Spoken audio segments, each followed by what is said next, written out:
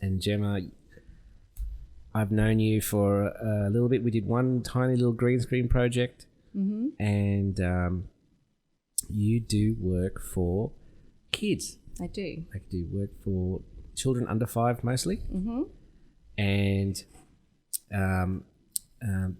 music and song and dance, and also Hootabelle. Yes. So I play a purple owl puppet in the ABC Kids show Giggle and Hoot. Wow. Which actually is not continuing anymore, but no, but we'll be doing live shows in the future once that's allowed to happen again. Adore Giggle and Hoot.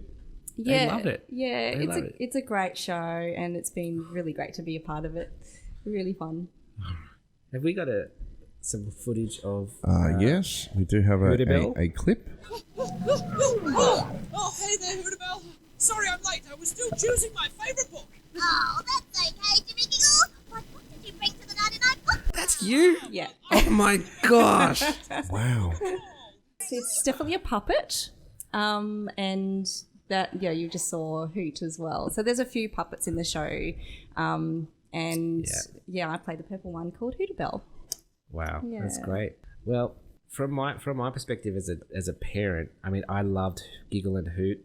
And I thought it was really good, wholesome fun for the kids, especially the wind down. There was this wind down for going to sleep. Yeah. And all the little characters in this animated thing were yawning. And I thought, that looks so cute. Yeah. That's what was so special about Giggle and Hoot. So they had the morning segments where Jimmy was in his daywear, and then the nighttime segments where he was in his pajamas, and just helping get the kids at home kind of in that routine, ready to settle down for bed. Giggle and Hoot is a regular sort of evening or late afternoon thing for kids to it was tailor-made for that time slot. Yeah, exactly. Yeah. I mean, actually, how much thought they put into that. Yep. So, as far as also, talking about kids, because my kids, they use phones a lot, and they use our iPads, tablets, and they start consuming not just Giggle and Hoot, but they've got all of these other things, Alex and Gabby, Coco Melon, just all of these things on YouTube now. Yeah. And they're just on it constantly. And initially they were using my account. Okay. So I was fully aware. Of what they were watching, because they would take my phone for like an afternoon, I'd get it back, and I would open up my YouTube and I would see what happened to my recommended list on my homepage. Destroyed. And I'm like, and I go into my history, delete. Like, I'm like, how much have these kids watched? I'm like, so I got them their dedicated account, and thankfully now Google and YouTube have kids accounts. Yes. That you can say this is a kid's account. They don't get any comments. They don't get any bad stuff. So the whole Momo thing can just die a sad death. So it was. But that brings me to my first point. It's like, with these tablets and all of this technology, I guess it's good, but there's also maybe not so good aspects of it. Yeah, definitely. It's a tricky one, because this is the world that we live in now, and we can't sort of shelter kids from having access to these things, and they need to learn the skills of how to use them. And it's an excellent resource to look for information for any question that we have now.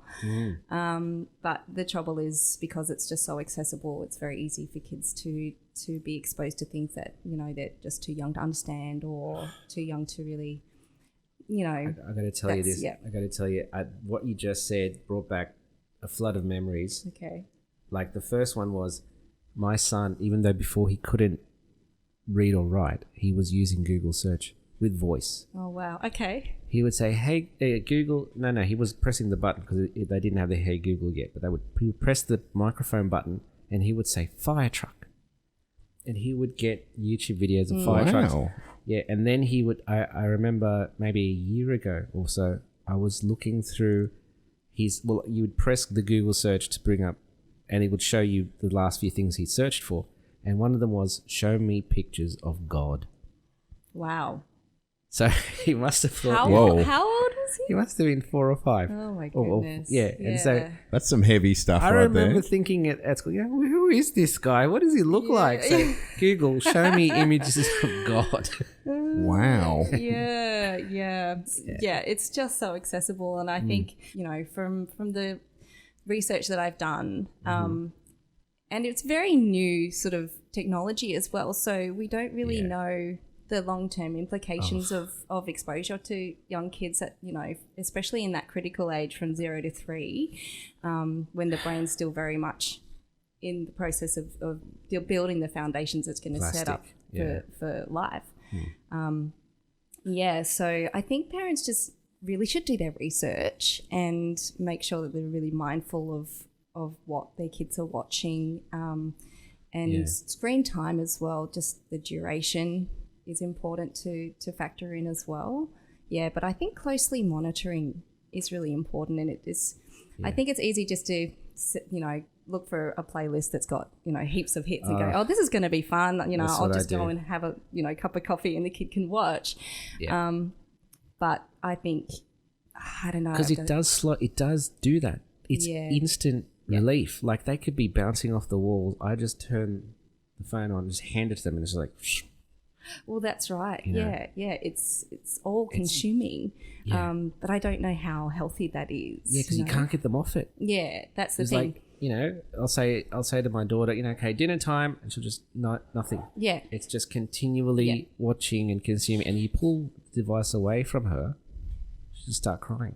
Yeah, well, this is what I'm hearing. It's highly addictive. It's instant gratification. You push a button and some colours and lights and sounds will happen straight away. And it's instant gratification for the parents too, because it's like, I need relief right now. There you go. It's done.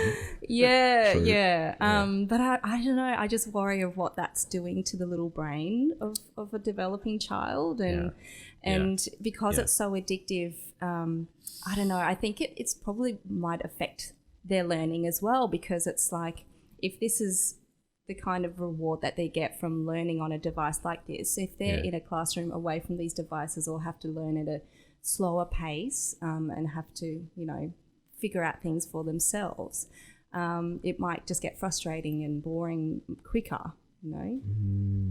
Because I do remember when I was growing up, it was the TV. Like, you would come home from school, and what would I watch? I would come home from school. There would be the ending of The Littlest Hobo, which was some show about a dog, and then there would be like maybe it was Sesame Street, Play School, Play School, and there was this one of my favorite shows as a kid, Secret Valley. Oh, I didn't know that one. It was Secret Valley, and everyone had a blue shirt that said their name on it, or it said Secret Valley. Nice. Like, these programs that we watched as kids, they were really regulated, and they went through several processes to make sure it was very appropriate and very safe for the kids who would be watching it. But I just don't feel that the YouTube videos have the same level of quality control. Yeah, totally. Right. And so, I know that there's YouTube Kids now, but again, it's like, how nourishing are these videos that the kids are watching? I think a lot of them are tailored to be addictive. Yeah. And they're the ones that get all the hits because they're instant gratification. Yeah. So, I think that's the difference. Maybe when we were growing up, the television, it was just the one show that we got. That was it at that time. And then we'd have to wait, and then our favourite one would be on, you know. So it was a lesson in patience as well. Yeah. And you also, I remember, when I was a kid, before mobile phones, when I had to talk to a friend, I would have to ring the number of the house, and then I would have to engage with the parents. Yes. And I would say, good morning, good afternoon, Mr. So-and-so, this is Roy, can I please speak with... I even remember what I would say. They go, oh, hi, Roy. Yeah, I'll get him for you. Blah, blah, blah. And And then, so we slowly but surely get this, these little bits of experience on how to engage with adults, and I just noticed that my son, and well, kids in general, they just don't know how to talk to adults. My son, he would say stuff to grandma, and it would be unfiltered. It was completely unfiltered, and I can't even repeat the stuff that she said, but you know, it was just like observations of her weight and things like that. Oh wow! Yeah, interesting. It's just, you know, and I thought, wow, this is new territory. It is. There's just some new skills that we took for granted growing up that because of, you know, the technological age we live in now, are just kind of, I mean, not really.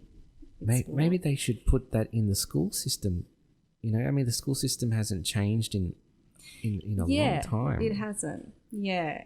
So I think that's true. I mean, technology's obviously made its way into schools a lot more now as well, and it's not necessarily a bad thing, you know. That's great. It's really good, but maybe alongside that, there should be a module on how to use technology in a healthy way, and just general social life skills. Yeah, I think that's lacking. That's starting to really be like something that is like an elephant in the room. It's like, who's going to start fixing this or addressing this, in a way that all the kids can move forward. You know, things like behavior with adults, how to engage with adults, but also maybe bullying. And there's still, my kid recently told me he got bullied as well. And you know, how do you deal with that? How do you deal with the anxiety of that? Yeah. And does it cause depression in some way? I mean, those are very tough things to grapple at any age, and you're at a young age, and that's like, wow. Yeah. Yes. It's. I think, you know, it's actually becoming more of a problem now. In young children, we're seeing, you know, I was Maggie Dent. I read a lot of her books. She's a children's counsellor and educator, and a big spokeswoman for just mindfulness and looking after our kids in this chaotic world. Yeah. And she said that more and more she's seeing kids who are severely depressed, and even children as young as 5 saying that they're not, you know, thinking about ending their life, which is just devastating. And, you know, it's like we should start questioning why this is happening and what we can do to address it. And I think what we should do in schools is just start talking about a little bit more about our feelings, because, you know, from my own experience, I grew up as a very anxious child, and I didn't understand why I felt this way, what was happening in my body.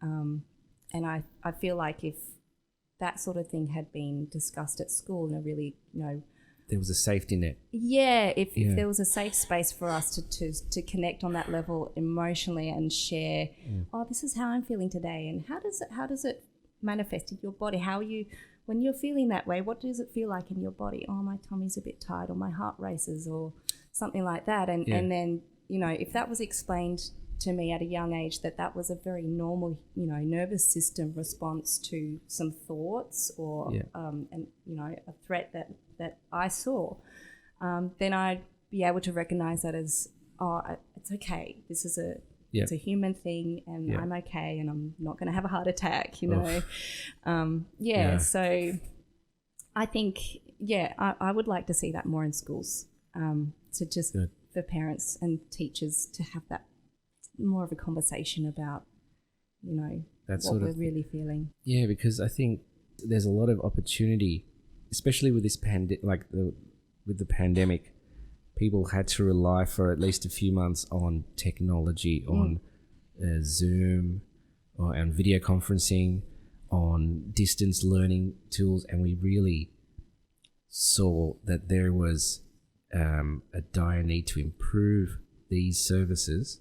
But then also we realized that, you know, there are a lot of things that we can do from now on through these services to help facilitate the existing framework.